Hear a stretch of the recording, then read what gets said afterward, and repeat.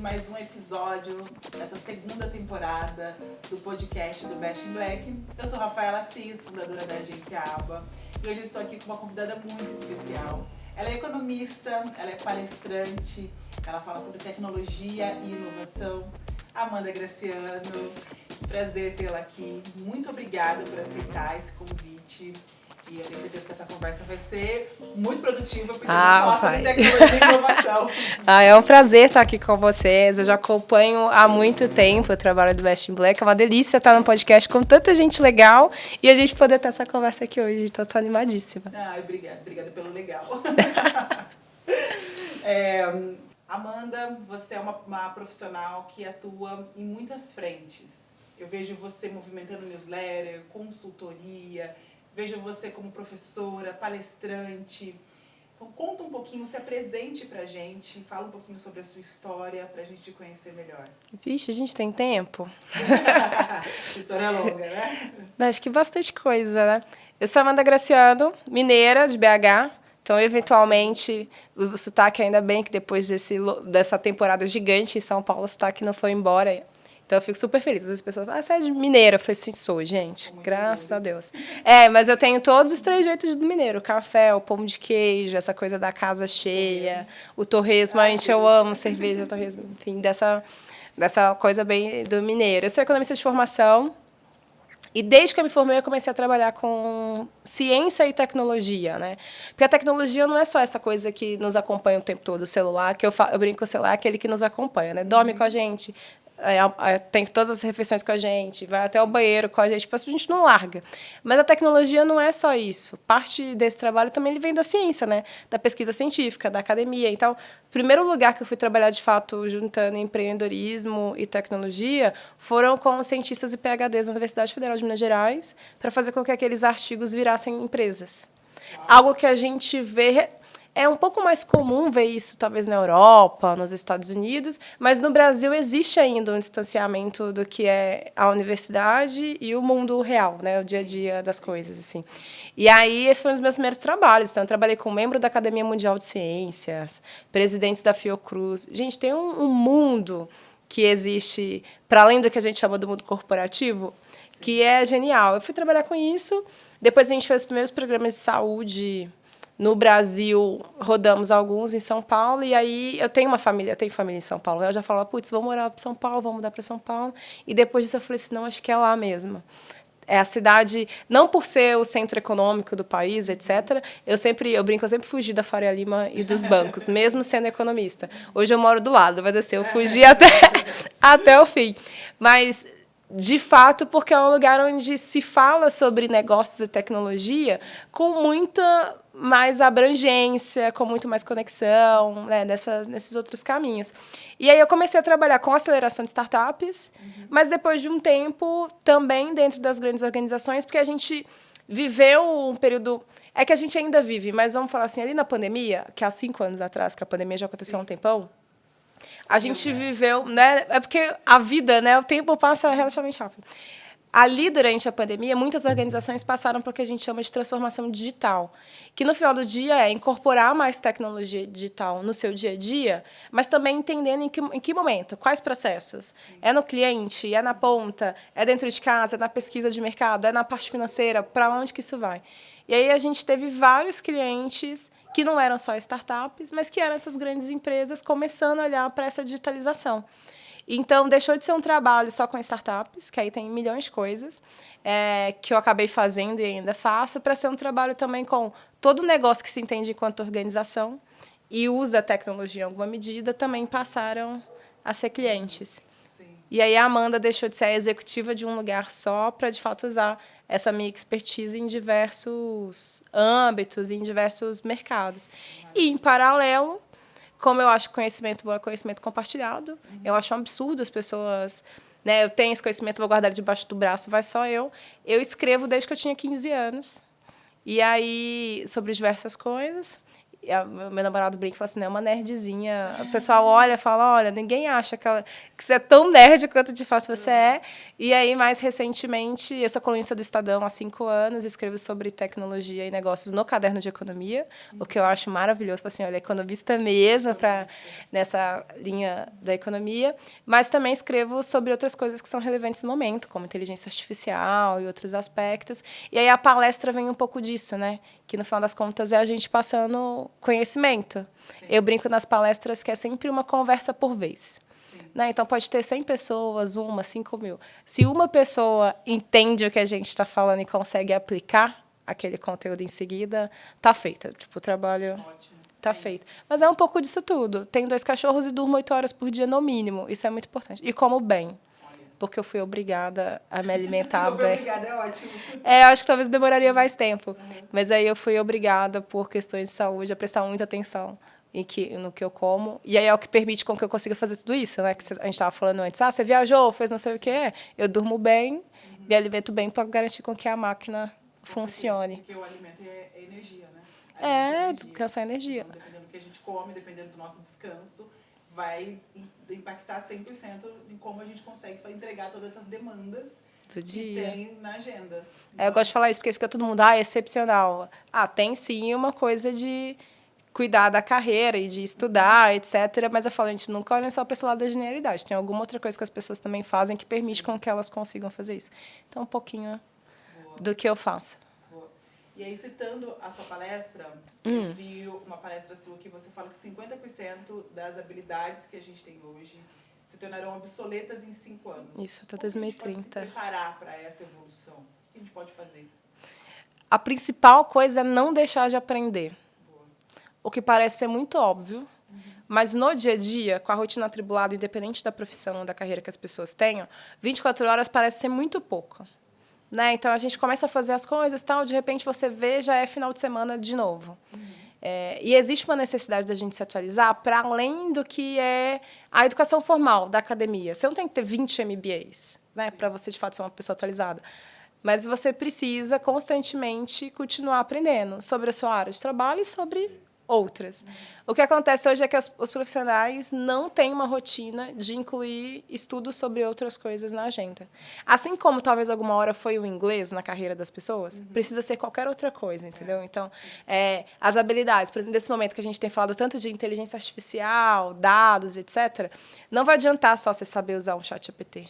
Você sabe dados, que assim, ele consome a informação numa certa estrutura.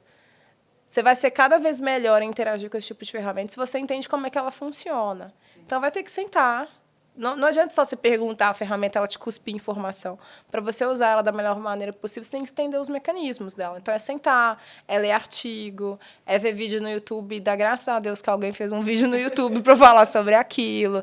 Ou é conseguir usar as próprias ferramentas e jogar ali os PDFs e conversando com ela para você estudar de fato. Sim. Só que aí é colocar na rotina, igual a gente coloca todas as outras coisas, reunião, a rotina da família, etc. Tem que ter pelo menos um dia da semana que você tire ali 1, 2 horas para estudar essas outras coisas. A minha dica, no geral, é sempre o que é que você já está vendo que está interferindo no seu setor. Sim. O pessoal tem falado mais de não sei o que do consumidor. Tem um novo tipo de ferramenta, um novo tipo de metodologia, sei lá. Na comunicação é muito comum, né? O cliente agora tem as redes sociais, mas depois... Para você entender onde que isso encaixa. Mas eu brinco também que quem trabalha com tecnologia e um pouco com tendências no geral, que esbarram em comunicação desses aspectos, para mim, um bom radar é a TV aberta. A gente fica, as pessoas não veem. Vem, gente. O brasileiro assiste TV. E a TV aberta, especificamente, não só séries e tudo mais. E aí, para mim, o radar é sempre assim, passou no Fantástico. E é da minha área e eu não sei, eu já devia ter estudado. E aí, o que tem sido interessante, por exemplo, Fantástico só agora, em 2025, que é a época que a gente está gravando aqui. Já falou de computação quântica e mostrou um computador quântico. Tenho certeza que quem está ouvindo nem sabe o que é isso. Vai lá ver, porque passou no Fantástico. Assim, se o Fantástico falou, já falou. O Fantástico tem feito muitas produções sobre o uso das redes sociais, crianças, adolescentes e adultos e o impacto disso. Você não tem a menor... assim, lá, todo dia tem uma pauta gigante de coisas que a gente deveria estar vendo e estudando e que impacta a nossa vida de alguma forma, e a gente não não percebe. E aí, para mim, meu botão de pânico é sempre se passou lá. Só que, ultimamente, eles têm falado tanto de tecnologia que eu falo assim, meu Deus, de novo, tá falando de inteligência artificial. E eu assisto muito a TV justamente como objeto de estudo. Esses dias eu estava vendo a Ana Maria Braga, que é mais raro, porque de manhã tem uma rotina intensa de trabalho, e ela mostrando no restaurante como que o restaurante se reinventou usando o chat GPT. Olha, Aí eu falei assim, aí eu fiquei, meu Deus, mas é a Ana Maria Braga, tá explicando, tipo... Então, não deveria mais ter um curso sobre ChatGPT, assim, a gente já deveria todo mundo saber. Mas se você não tem a menor ideia de como que é usar um ChatGPT no restaurante, temos um problema, entendeu? Então, acho que essa coisa da gente se reinventar e de continuar aprendendo vai muito nesse sentido. Acho que a gente passou só daquela era que só a educação formal te daria todas as respostas, as pós-graduações, as especializações. Agora meio que não está dando esse tempo mais, assim. Até eu ter uma boa grade de uma especialização sobre um tema que está sendo relevante, ele já deixou de ser relevante. Então esse nosso estudo tem que ser mais recorrente. Com certeza.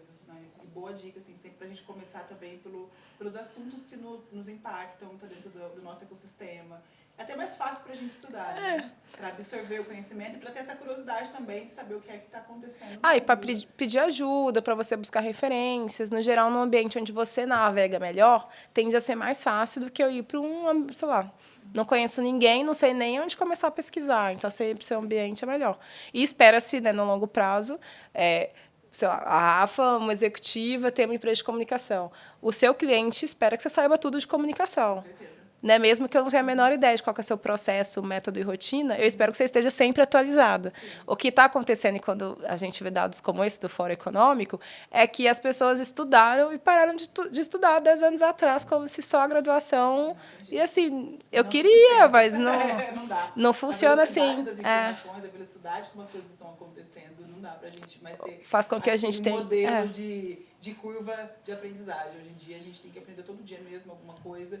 É óbvio que não de maneira rasa e também não precisa ser um assunto por hora, né? A gente pode se aprofundar diante disso, mas realmente a gente precisa prestar atenção em mais tecnologia, mais coisas que está saindo, que está afetando a sociedade de modo geral. E criar uma rotina para isso, né? Com certeza. Esse é o pulo do gato. Senão vai passar e só fala assim, nossa, isso eu já ouvi falar, mas eu não estudei, não sei nem pedir, não sei pagar por isso e não sei interagir.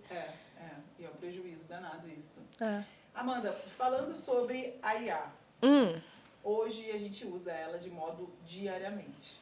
Né? Tudo que a gente vai fazer, hoje algum texto para revisar, ou para ajudar a pensar, para algum momento do dia na nossa dinâmica. Inclusive, eu estava conversando com a Silvia Nascimento esses dias, e aí ela estava apresentando que ela já faz receitas, né? Ela tira foto do que ela tem dentro da geladeira. Maravilhoso. Faço isso também. E aí, você também faz isso? E ela dá a receita com tudo que você pode fazer que está ali na sua geladeira. Então, assim, é uma coisa do nosso dia a dia, né? Hoje a gente usa muito IA. E essa terceirização de atividades, ou talvez até de raciocínio, como que isso fica com o nosso raciocínio próprio, como que isso afeta, como que faz um balanceamento entre isso, né? Entre usar a IA, mas também promover um raciocínio para que a gente não emburreça. Tem gente que sem a IA já estava emburrecendo, né? Esse é o maior desafio, assim. Acho que o que torna o ser humano tão interessante é a nossa capacidade de conversar e dialogar, assim, né? E tem muita gente que é muito ruim de conversa, de fato. As pessoas não sabem fazer boas perguntas, elas são muito rasas no final do dia. E isso faz com que, ao usar uma ferramenta que você precisa conversar com ela, se você também não é uma pessoa que sabe conversar, provavelmente seu uso é muito raso. Dá para fazer quase tudo, gente. Esses dias eu estava comentando com a Rafa que eu fiz uma viagem recentemente, que eu passei por 3 estados. Quase gabaritei o Sudeste todo. E aí, eu tinha um problema de logística, era assim, eu queria ficar o tempo que fosse suficiente dentro do evento, mas não 100% do tempo, mas também num lugar estrategicamente bem localizado para que eu conseguisse movimentar na cidade. Especificamente aonde eu fiquei, eu mandei tudo para um agente, que é além de um assistente, né? Que o assistente, você pergunta, ele responde. O agente, ele navega na internet, etc. A única coisa que o agente não fez foi fazer as compras.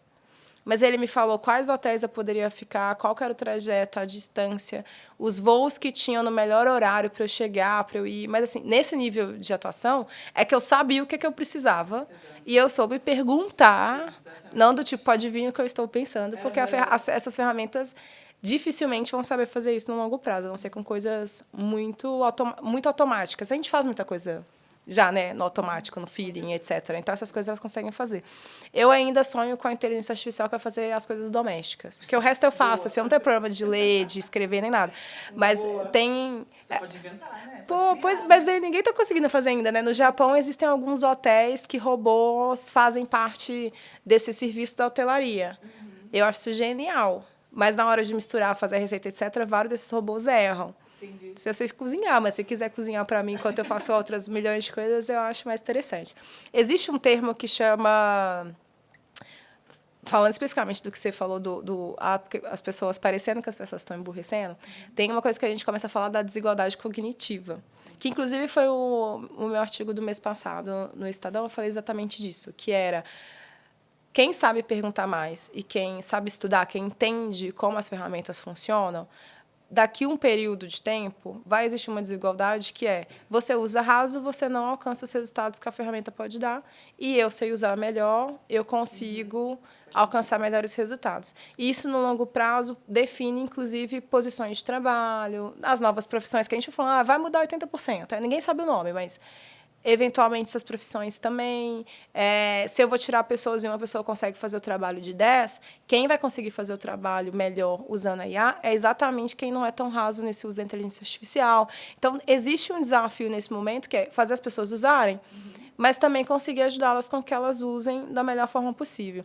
E, curiosamente, o próprio ChatGPT, numa das últimas atualizações, ele tem um modo estudo.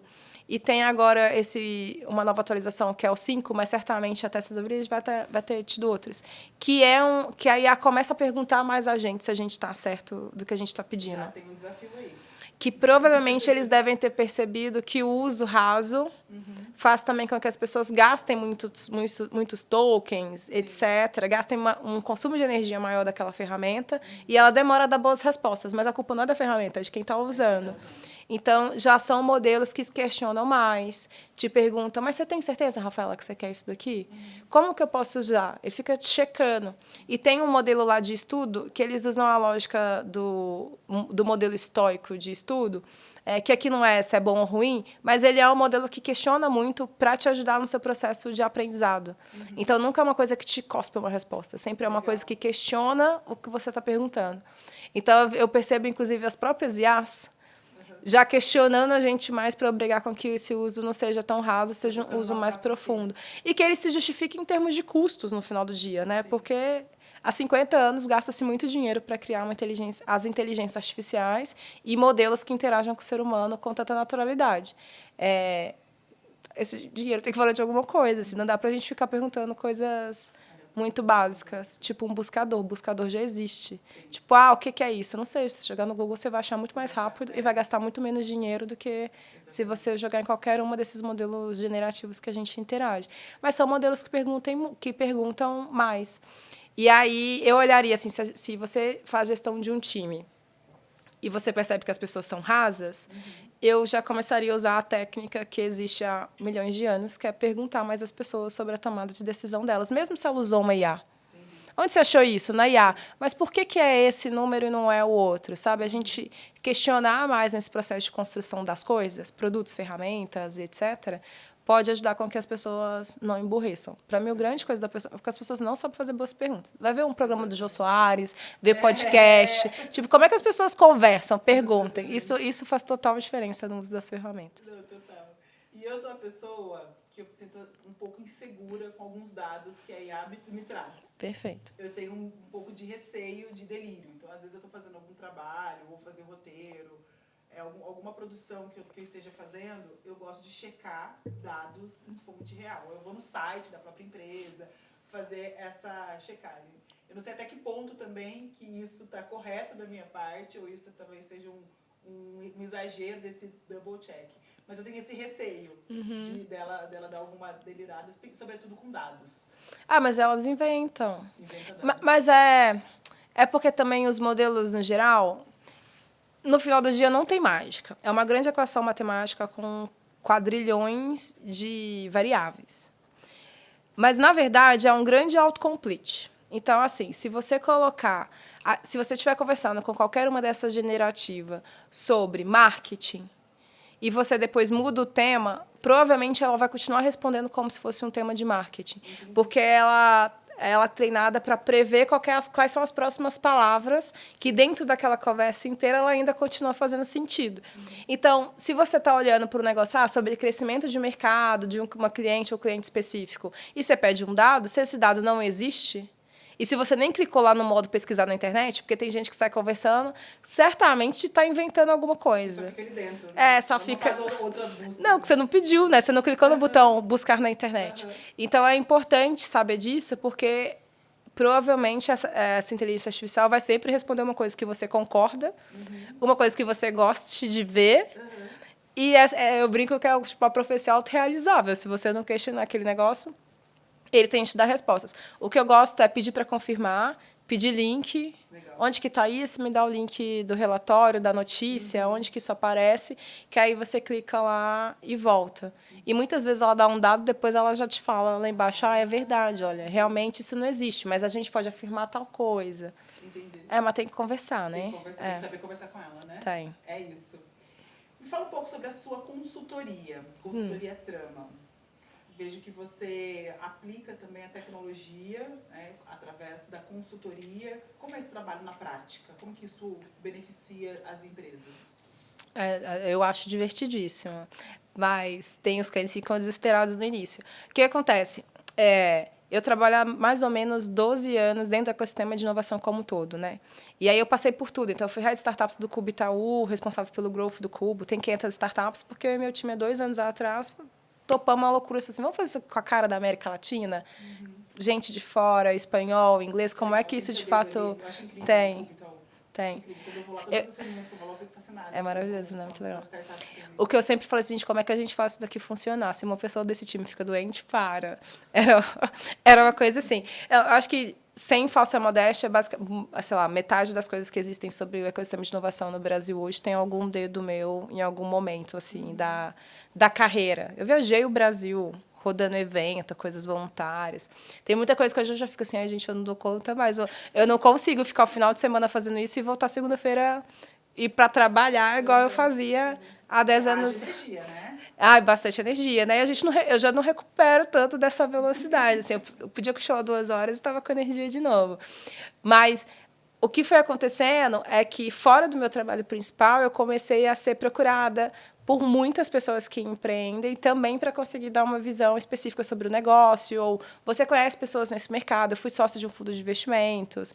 Eu criei uma das primeiras operações no Brasil de Venture Builder, que é você criar ABUs dentro dos negócios ou criar startups, mas de fora do negócio principal, o que hoje é relativamente comum em muitas empresas brasileiras, mas você tem método e prática completamente diferente. Você não pode tocar aquilo como se fosse a empresa principal, porque ela precisa de incentivos diferentes.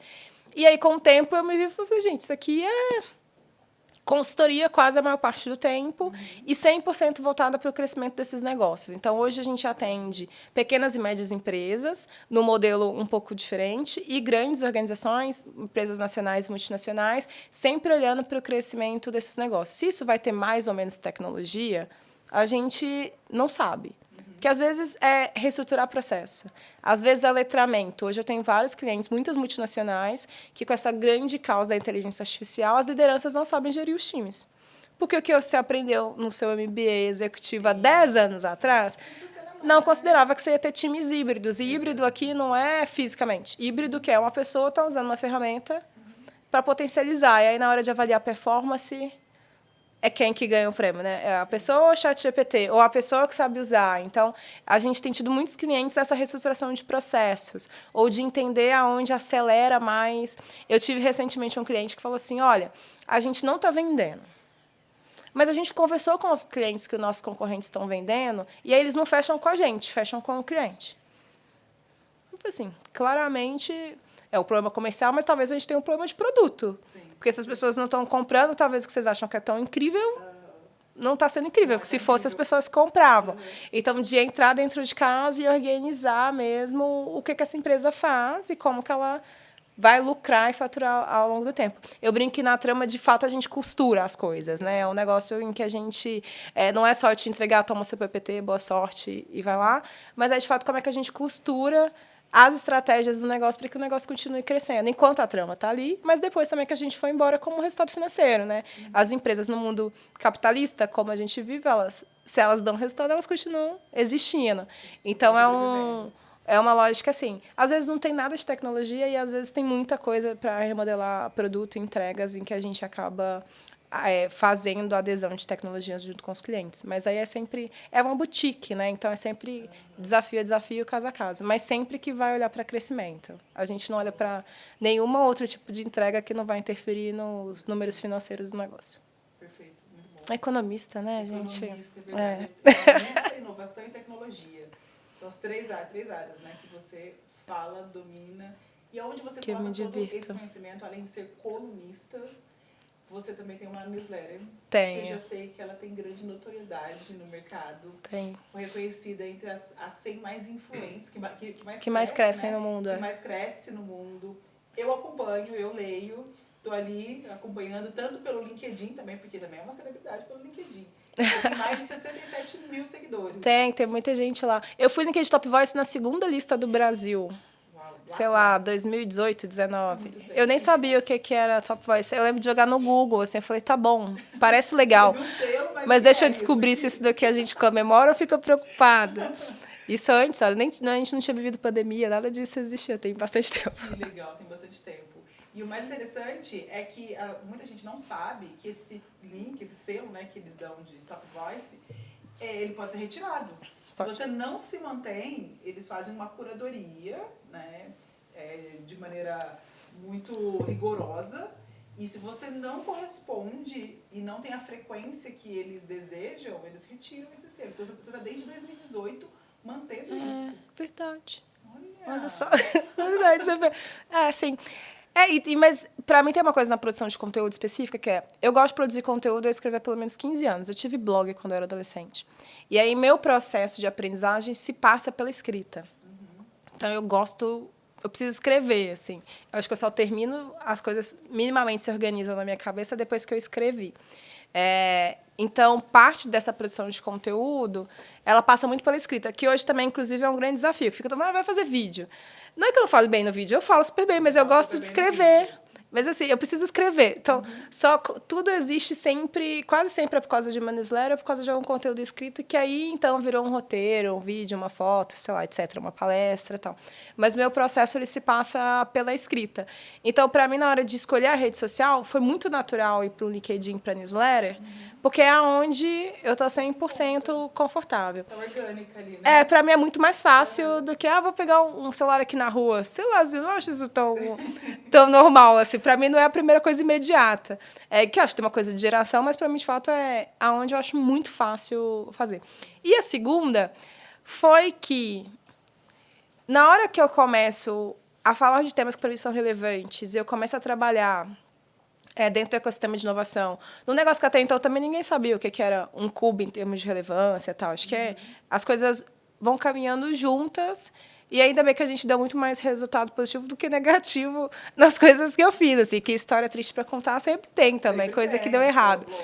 E aí, na hora que eu comecei a escrever, eu acho que eu parto, para mim, da minha perspectiva, eu parto de uma produção de conteúdo que ela não é comentar o que as pessoas estão comentando. Então, sei lá, agora a gente vive esse momento, taxação de não sei o quê. Não tem nada a ver com isso que as pessoas estão falando. Isso é um problema de coisa de tecnologia e de como que eu vou cuidar das minhas empresas. No final do dia, a conversa, se fosse pessoa A, B, C, D... Só que aí, em vez de aparecer uma notícia na TV, nas redes sociais, e comentar, que é o que a maioria das pessoas fazem em qualquer rede social, inclusive no próprio LinkedIn, eu já tenho ali o meu ecossistema de coisas que eu gosto, domino e quero comentar. Então, as notícias elas não ficam velhas. É um outro jeito de olhar para a produção de conteúdo, né? E ela é menos desesperada, porque aí, nossa, aconteceu hoje, tem que falar hoje.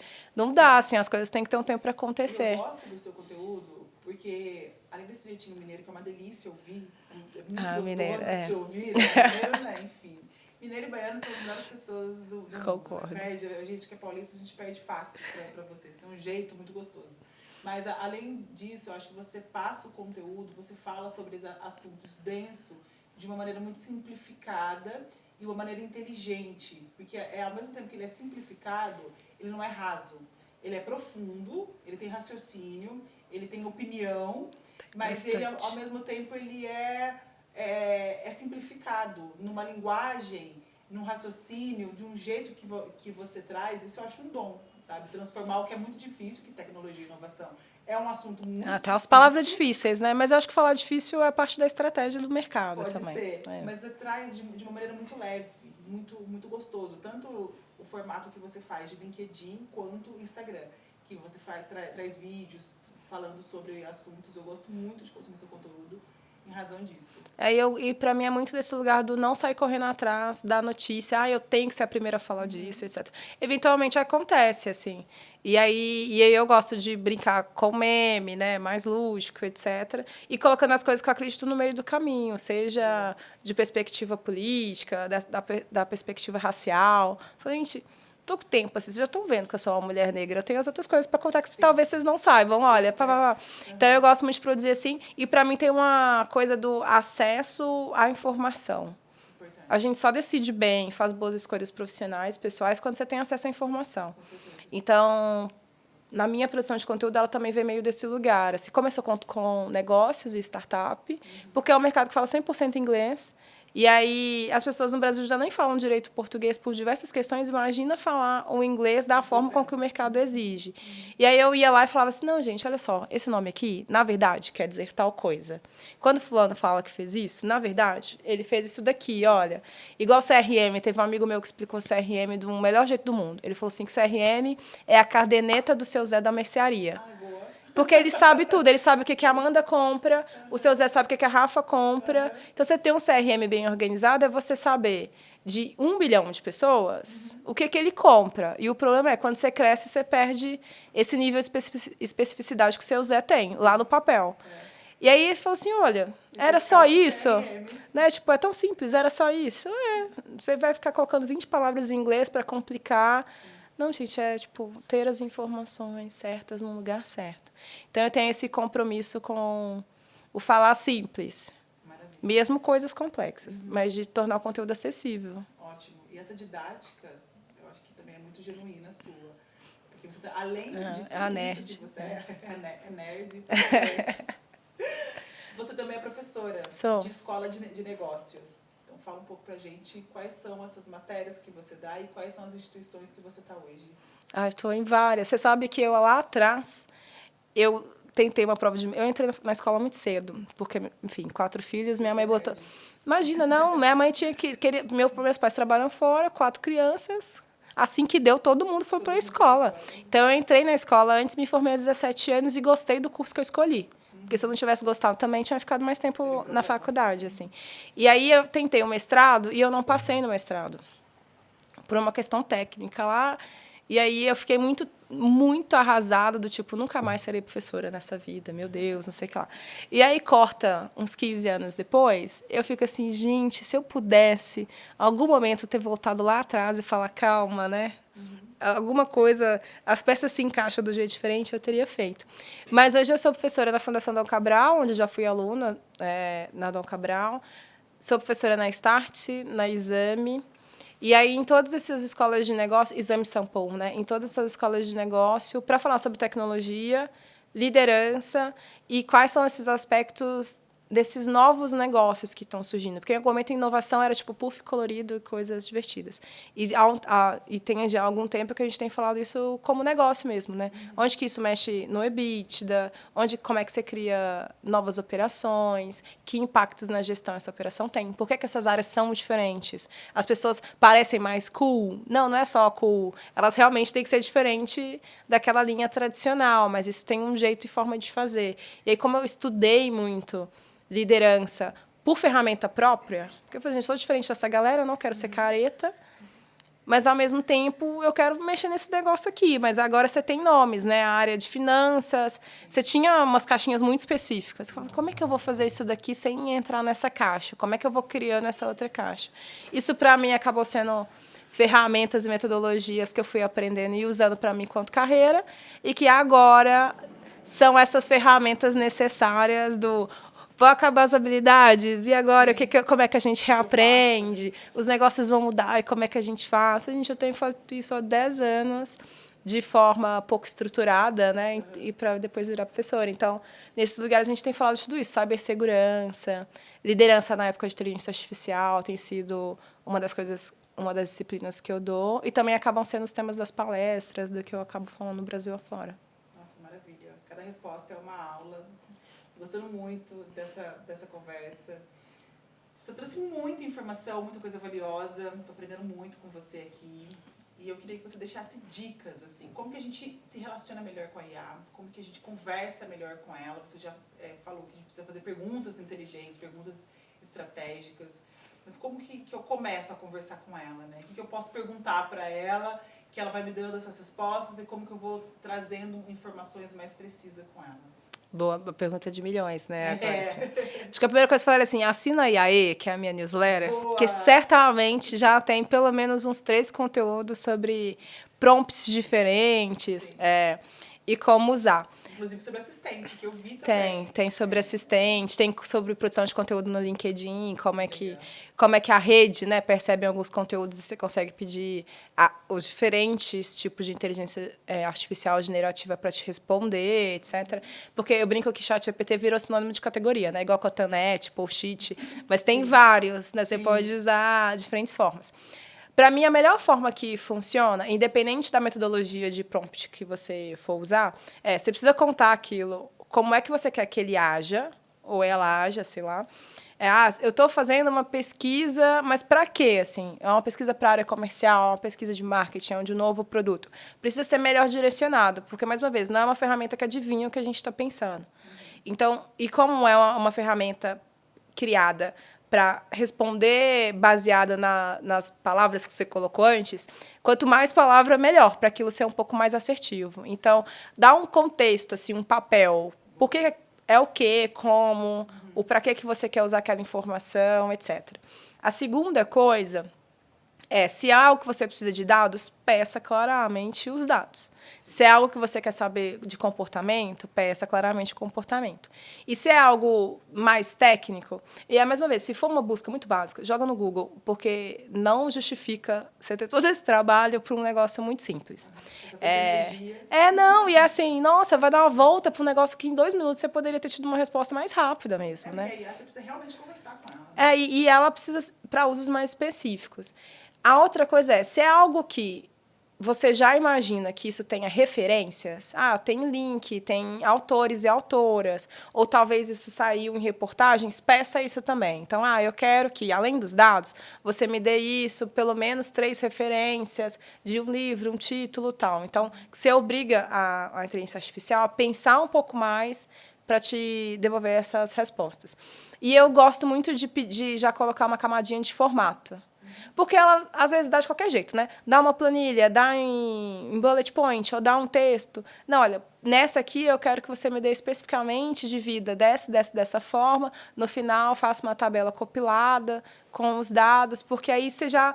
Qual que é a forma que eu já quero receber essa informação? Porque eu vou usar essa informação para uma outra coisa. Então, assim, toda vez que você conversar, você dá o papel, você pergunta direito o que você quer e pede como que você quer, você geralmente consegue ter conversas melhores. E aí, se são coisas mais específicas, tipo pesquisar o mercado, eu ainda colocaria uma quarta que é me faça perguntas para que você me dê melhores respostas. Boa. Porque aí você cria...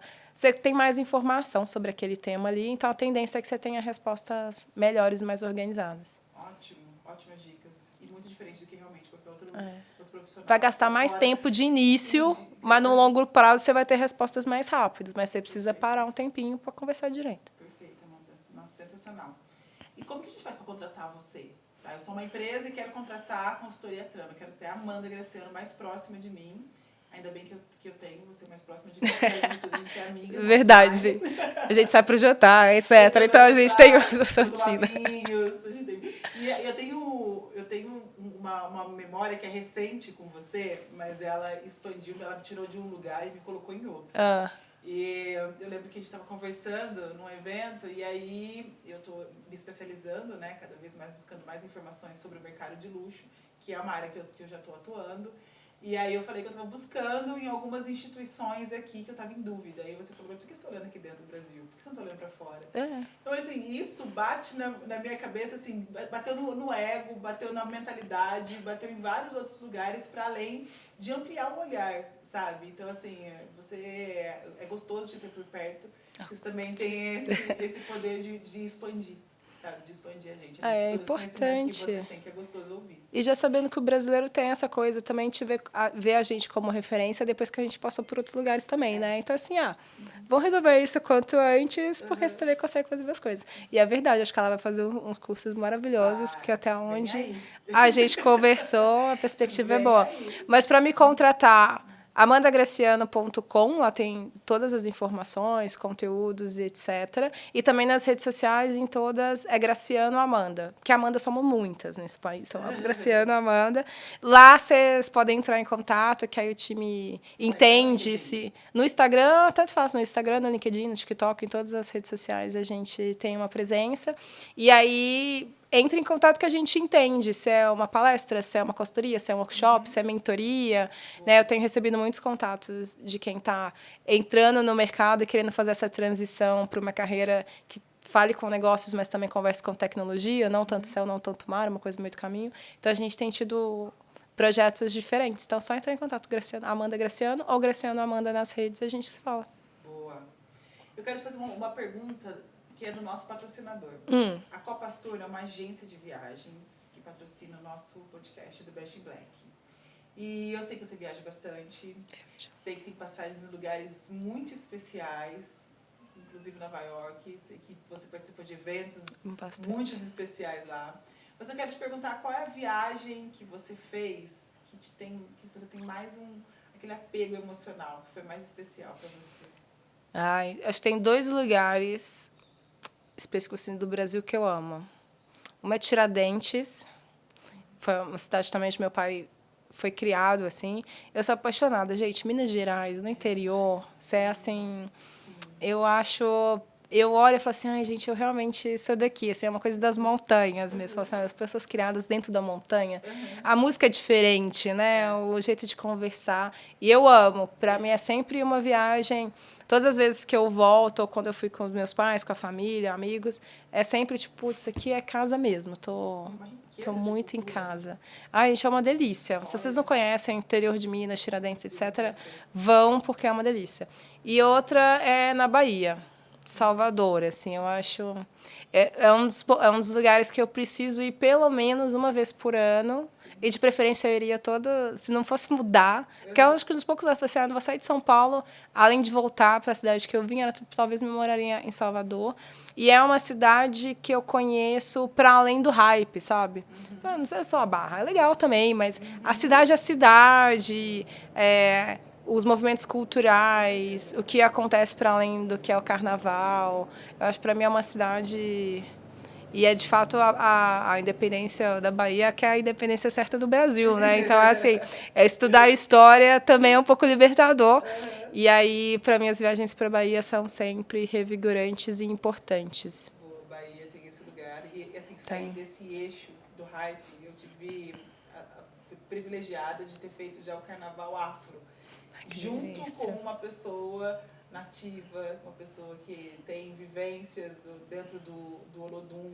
Então, assim, eu tive uma experiência surreal, porque a Barra eu fui só o dia que eu subi no trio do Olodum e passei por lá.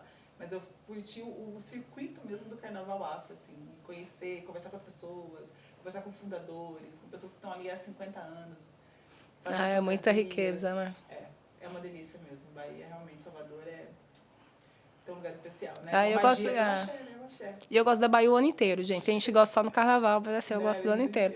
O ano inteiro, com chuva, sem chuva. Eu acho ali maravilhoso. E aí, pra gente finalizar, que foi muito boa essa conversa, eu te agradeço e te desejo também muitas coisas positivas, que o mercado se abra cada dia mais para você, que a sua voz alcance cada vez mais pessoas, que sua voz é potente, poderosa e inspiradora. E eu quero te entregar um vinho, um presente. Que delícia, eu gosto bastante. Você bebeu alguns vinhos juntos e tal.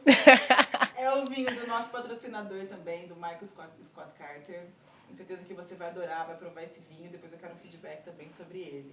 Pode deixar que eu conto. Foi um prazer bater esse papo com vocês, contar um pouco mais do que eu tenho feito por aí, as peripécias, e a gente trocar essa ideia. Foi uma delícia. Super obrigada pelo convite, amei. Boa. Obrigada mais uma vez. E esse foi mais um episódio do Best in Black nessa segunda temporada. E vem mais entrevistados por aí, mais assuntos muito gostosos pra gente conversar. Até mais.